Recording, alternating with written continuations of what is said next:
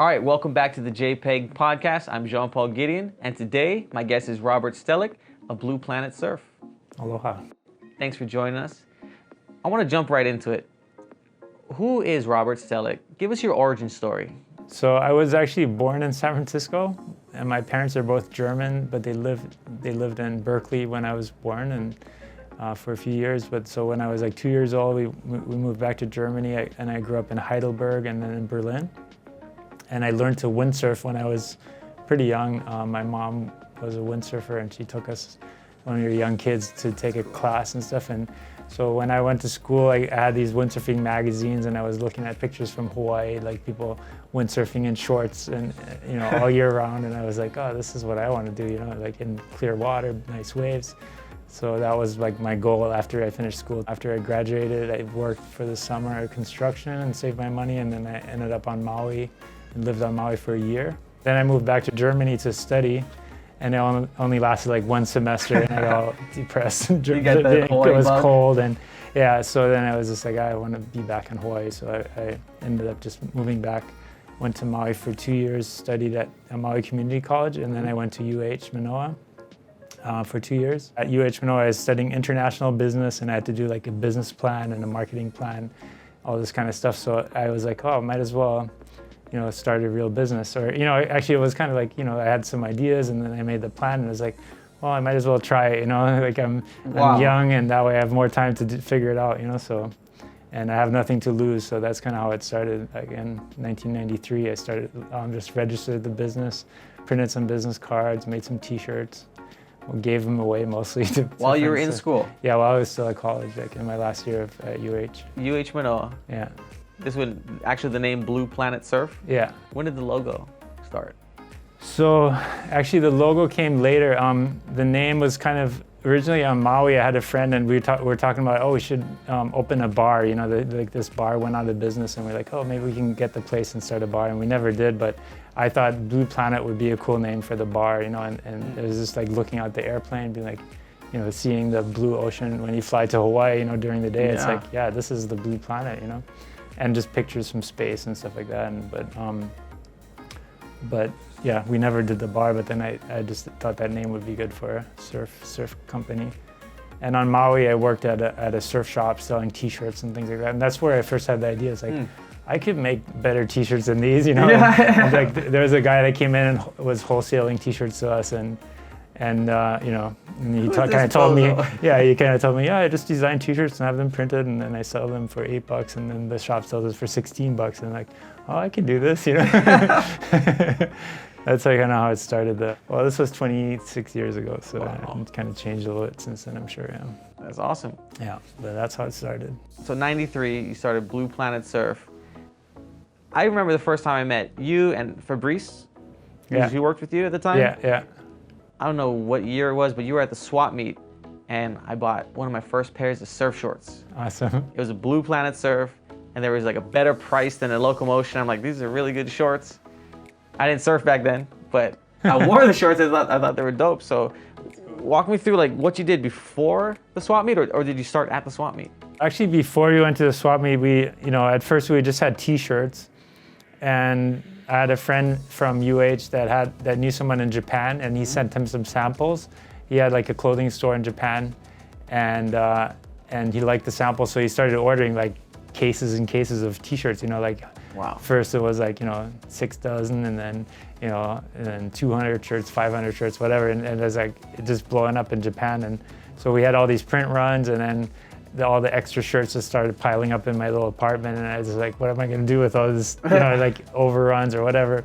And then, so I tried wholesaling them, but it was kind of hard, especially if you only have like certain sizes and colors left or whatever. Yep. So I'm just like, I got to go to the swap meet, and people were telling me, yeah, the swap meet's pretty good. So, and then if you don't have a reserve stall, then you have to like get there like 3 a.m. and wait in line to get a stall like at 8 a.m. or whatever, and then set up, and then you're there till like 3 o'clock. It's pretty hardcore. Brutal. And I was still going to school, getting classes. I hadn't graduated yet, so.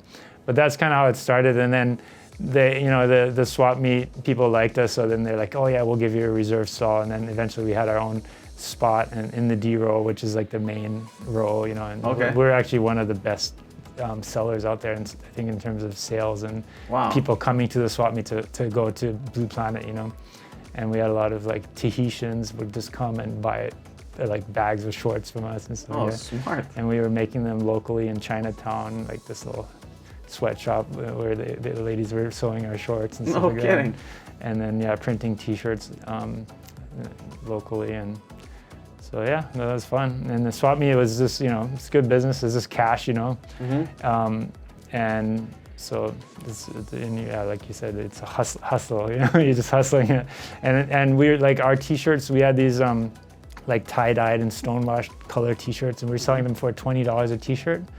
Which the swap meet, like you can buy 10 T-shirts for $10 or something like that. Yeah, So the stall next to us has 10 for $10, and we're like, this T-shirt is $20. So it's definitely, you have to like sell it. Like what's why is this one worth $20? But people get it. They're like, they can tell this is different, this is cool, and I'll pay $20 for it. So but you kind of have to explain why the value proposition. Those 10 for 10, those are irregular shirts. Look at this tags, they're cut. Yeah. Manufacturer didn't want those. Well, my theory is always don't talk negatively about other people, just emphasize what makes yours better, right? Yeah, that's it. That's it. Don't need to talk trash. Yeah. No need to talk trash about it. They can see that it's not the same, right?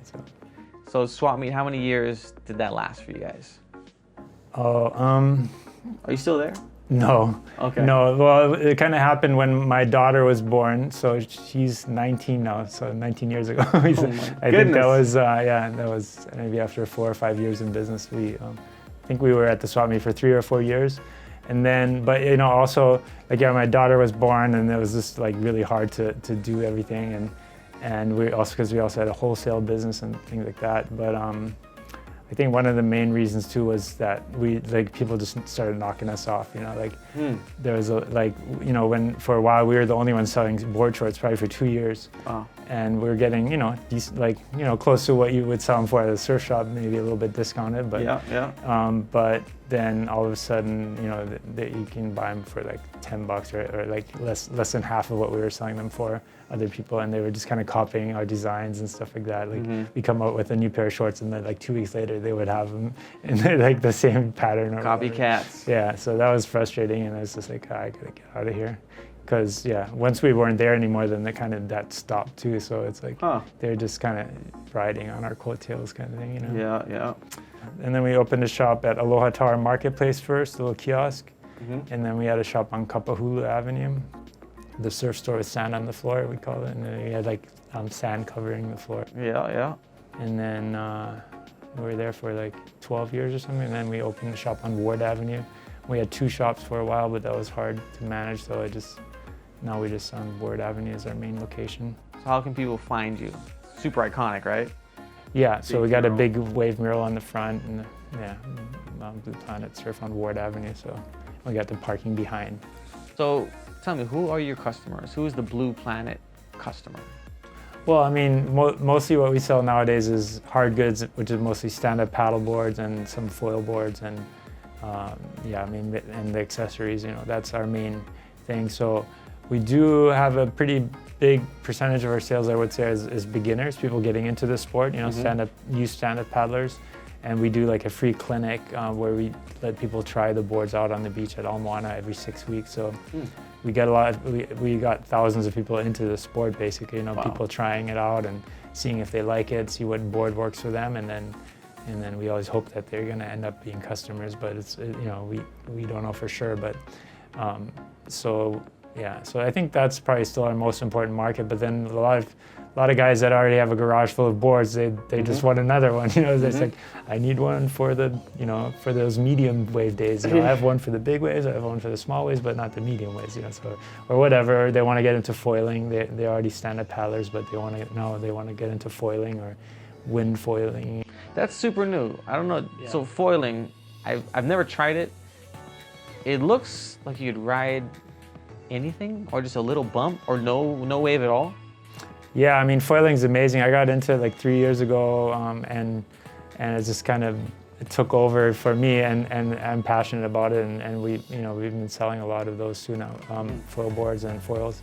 But you don't need a good wave. I mean, it's actually almost better if the wave's just kind of slopey and doesn't break too fast. And you can just do like fast turns and all kinds of stuff, and you don't, it has so little drag that once you're off the water, you just need very little push to keep it going, Wow.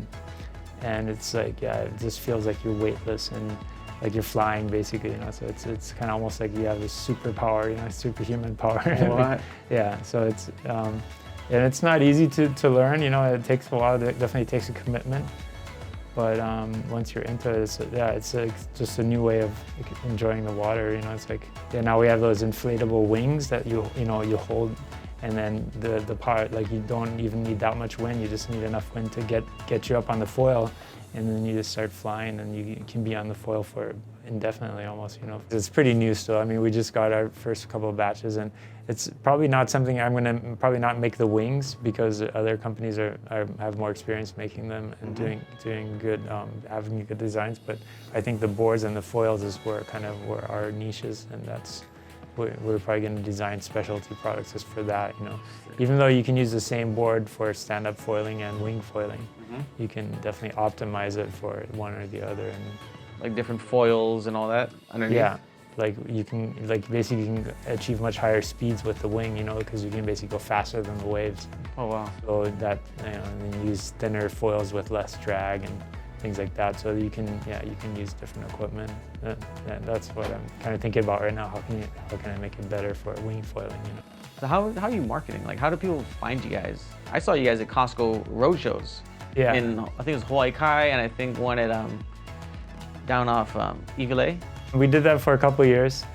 We did I think 6 road shows a year at different Costcos, and it definitely was a good way to reach people that never knew about us. And it's funny because we were on Ward Avenue, like on one of the major avenues, and people are like, I've never seen that shop, they've never seen it. It's like, how can you miss that when you're driving by it, But anyways, but yeah, it was a good way to reach people and stuff. Yeah. So that was, and just beginner boards, that's what people at Costco are looking for, cheap beginner boards, Now you said you do lessons for people who are stand-up paddling. And so you have YouTube videos too. I watched some of the videos of the kiteboarding. Yeah. Not kiteboarding, what do you call it? Wing foiling. Wing foiling. I saw that, I was like, what? You got these drone shots like flying around. I was like, I want to try that. So is like YouTube a way that there's people finding you? Yeah, I mean, YouTube is probably our most successful marketing channel or social media channel. We've been doing it, for I think over 10 years, but you really seriously maybe for 6 years, and just we're one of the most popular stand-up paddle YouTube channels, So we put out a new video every week. We try to come up with interesting videos, and just we have a following over 13,000 subscribers that get notifications about our new videos, and then over 6 million views. So yeah, I'm also surprised it's an international viewership. Like when I go to Australia to go to a stand-up paddle race, everyone recognizes me, like, oh, you're Robert from the videos, What? And then, can I get a picture with you and stuff like that? Yeah, so it's I'm kind of in the stand-up paddling world, I'm kind of a celebrity. Everybody knows me from the videos. Kidding. So yeah, so it's definitely effective at reaching a wide audience. Yeah. So you have a real educational component to it. You're teaching people, you're doing the lessons. You also compete. I remember seeing you, at least, how many times did you explain a little bit about this race that you do from Molokai to Oahu? So what is it? But it is a tough race. I mean, it's 32 miles from Molokai to Oahu. I've done it 10 times now. And yeah, it's just, and every year I'm like, why am I doing this again? It's tough. I mean, it's 5, 6, 7 hours on the water, and just, going as hard as you can. And the conditions are pretty, it gets really rough at the end, and you're just sometimes currents against you. So you're struggling, but it's always a test of your endurance and willpower. It's actually more mental than anything, I think, how strong-minded are you? Yeah. So, but yeah, I love it. It keeps me in shape. It makes me train and makes me want to get better. So is that what you do for fun, or is that what you do for promoting the business? I do it because I like doing it, But I mean, I think it definitely helps promote the our boards too. Obviously if the guy designing the boards is actually using them for what they're intended for, it's not like I'm just making boards for the team riders and don't really know how to use them myself. Right. So and definitely helps me understand it better. And whenever I do it myself too, I'm way more into it. Like I wake up in the middle of the night, it's like, oh, I should do this, and then I go write it down or something like that, like for designing or something like that. So so it definitely helps to be involved in it and be passionate about it. I think if you're making those kind of products. Yeah. So doing something like that, how important would you say like hustling is in the formula to success? How important is hustling in there? Well, I mean, I think like if you're new to business, you have to be a hustler. I mean, there's no other way to really be successful. And I think unless you're super lucky or you have something that's like a total niche and there's still always going to be other people doing something similar, right? So you're always competing with others. So hustling is super important, I would say. I mean, and to me, it doesn't have a negative connotation. I think it's a good thing. Like if you can hustle, then that means you're passionate about what you're doing. I mean, not like hustling and like being a scammer or whatever, just hustling, like helping people understand that you're doing something cool, The positive word, hustling. Yeah, exactly. Hard work. That could be another word for hard work. Yeah, and then just being persistent too. Yeah, I mean, sometimes you got to call someone 5 times until they say yes, right? Or 10 times. Or just just kind of keep following up. I mean, don't just give up because they say no once. It's like sometimes you just got to keep that door open and keep trying, So what kind of hurdles have you overcome in, professionally in the business?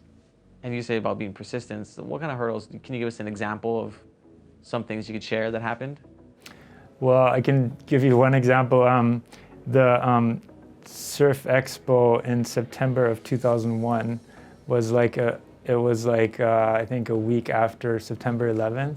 Whoa. So I flew over there because we had already paid all the expenses and stuff like that. So I'm like, I'm just gonna go because then I had some appointments with customers and stuff like that. So the plane was completely empty, like nobody was flying, and then there was like not very many people at the trade show, and then like I had some people that were canceling their orders, and everyone's calling us to get paid. Like we had to pay all their bills, but everyone's canceling their orders. And it was just like.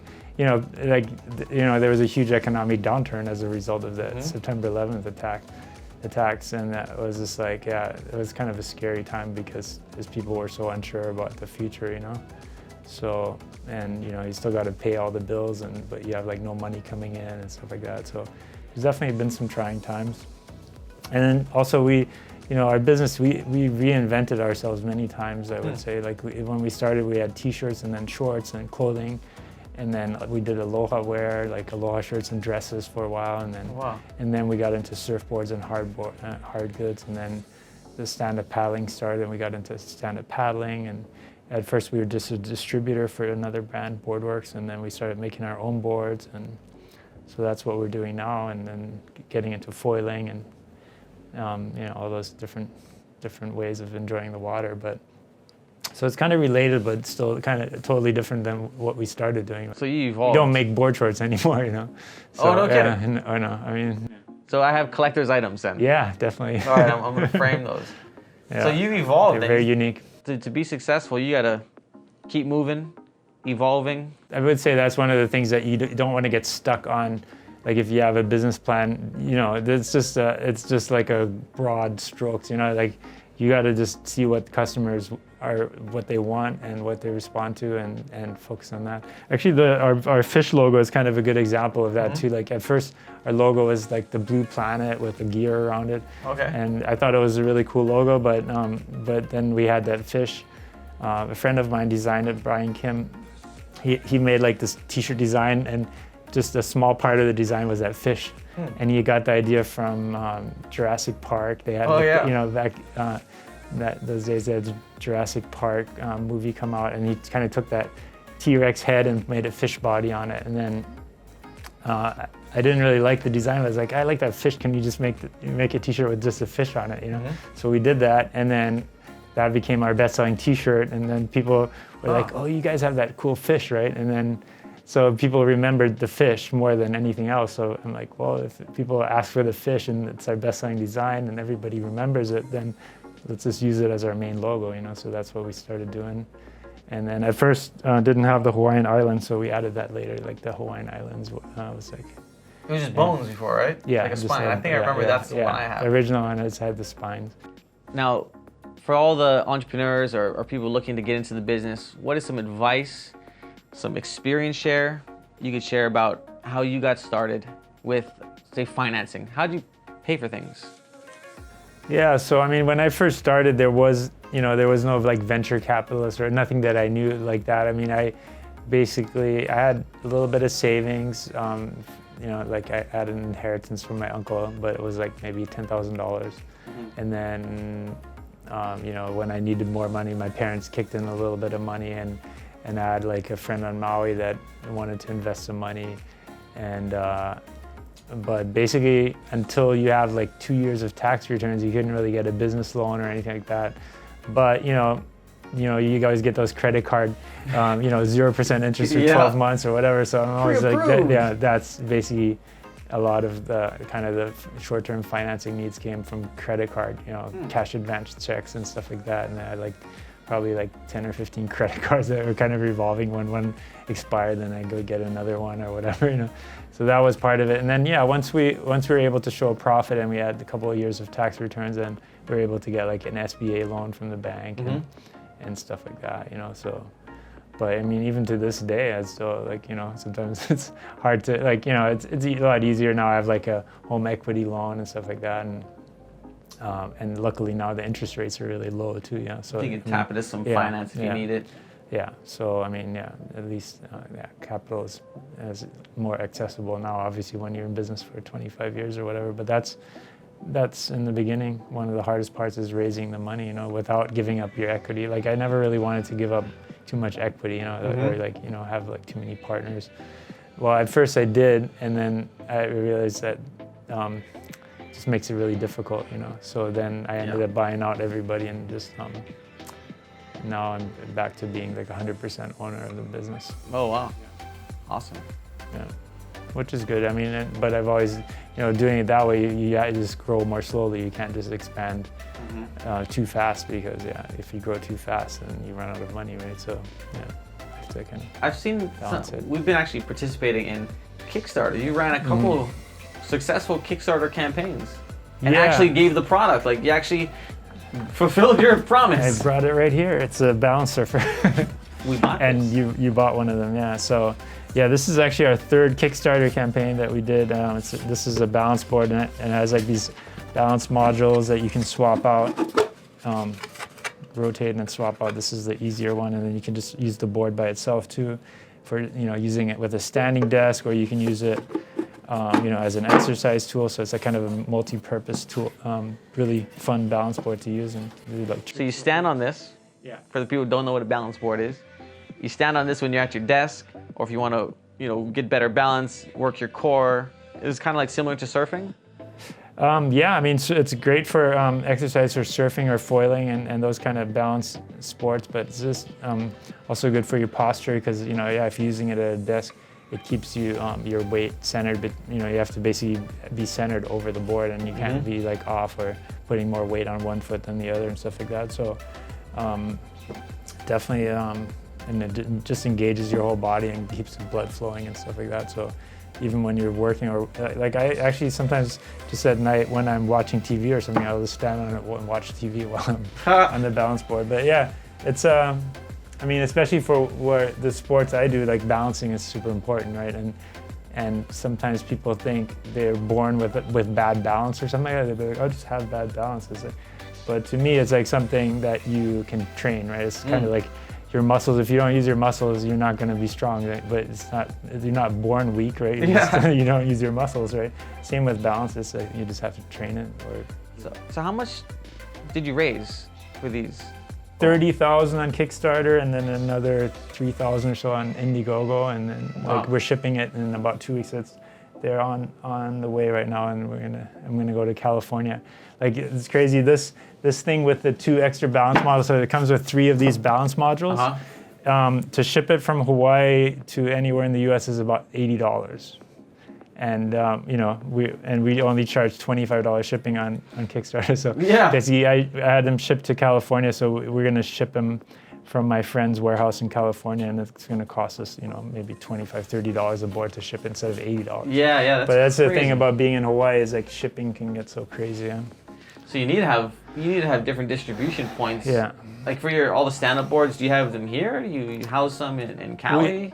We actually have distributors, yeah. So we for a lot of places we ship by air cargo, and it's actually pretty reasonable for boards. We can ship them by Delta Air Cargo or Hawaiian Airlines, United. We just take it to the airport, and then the customer picks it up at their nearest airport. And that's a pretty reasonable way to ship it. But if you have a good idea and you want to start something, I highly recommend doing like a crowdfunding campaign, because it's basically the users become your investors, right? They give you the money up front. You can use that money to buy the product and then deliver it, So nowadays, if you have an idea and you have a cell phone that can film it, you can get the money for your business.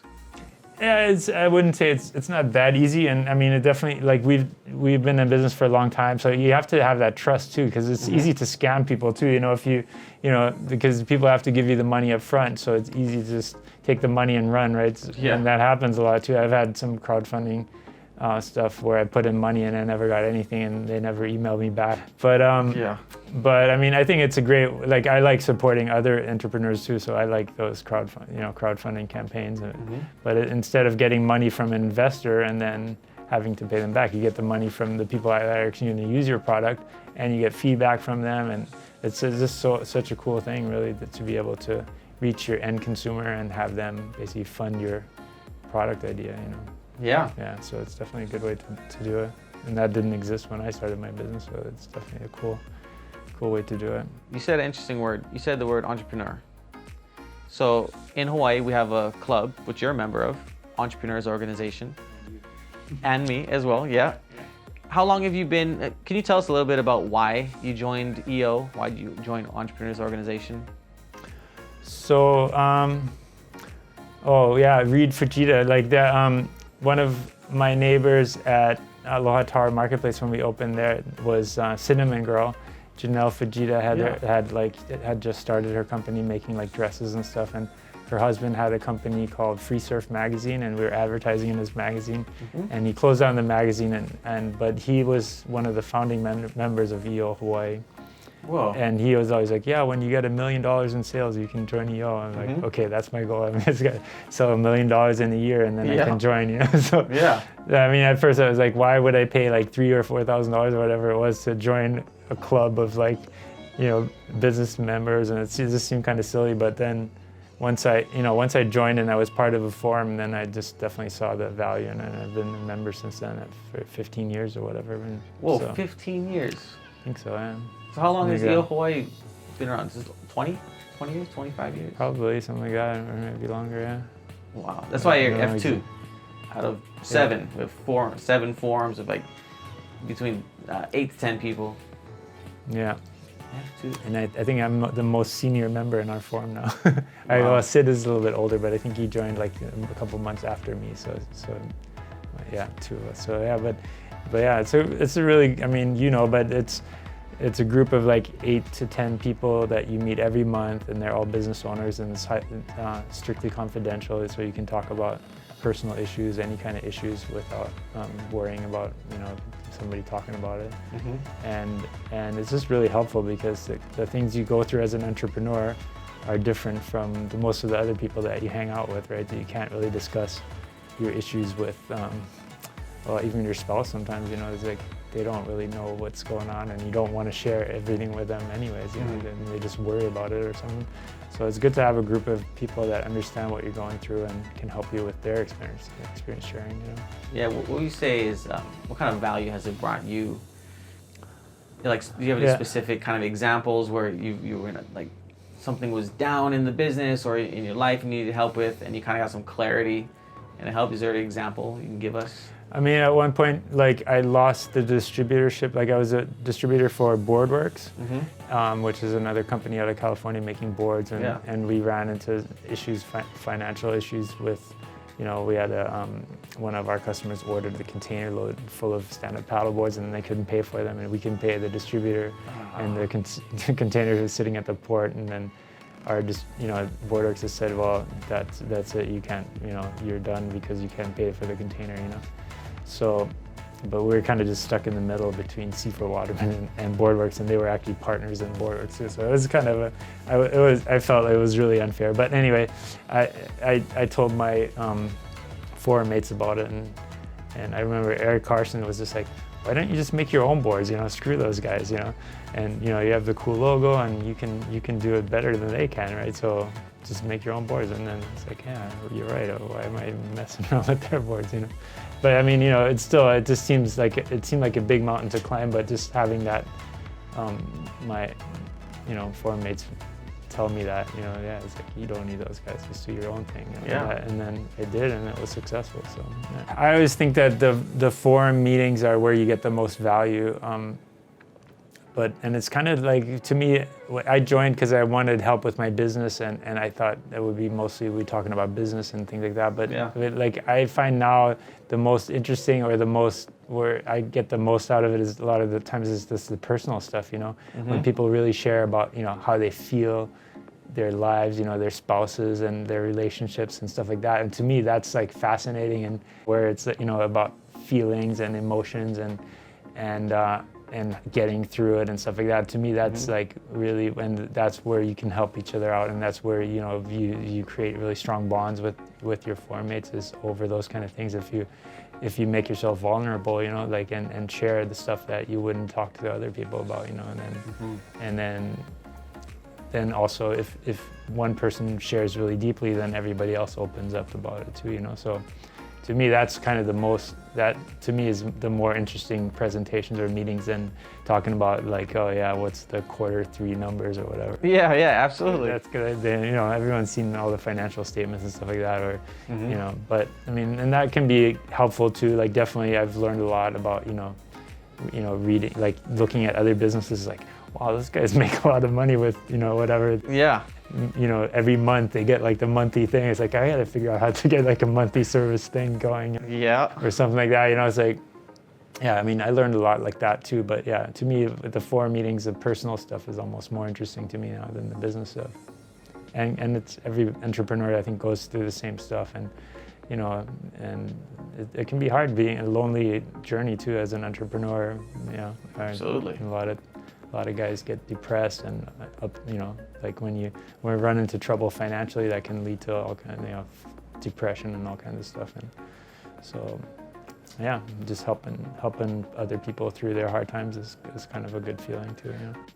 Have you participated in any of the other countries, go visit for the conferences, or have you been to any of those? Oh yeah, and then every year we also do our forum retreat, which is always really, that we always make it a once in a lifetime trip, I would say. But yeah, I mean, one of the first trips I did was to Las Vegas for it was like the EO International Anniversary or something like that, and there were like over 1,000 EOers from around the world in Las Vegas, and they had like really good talks, and you get to meet everyone, and our whole Hawaii forum pretty much went there, and so that was a great experience. And and just they open up all the venues to you, and we saw like Kiss live at the Mandalay Bay beach, like in the water, standing in the water in front of the stage set up in the middle of the island and stuff like that. Just cool stuff, stuff that you couldn't arrange by yourself, Absolutely.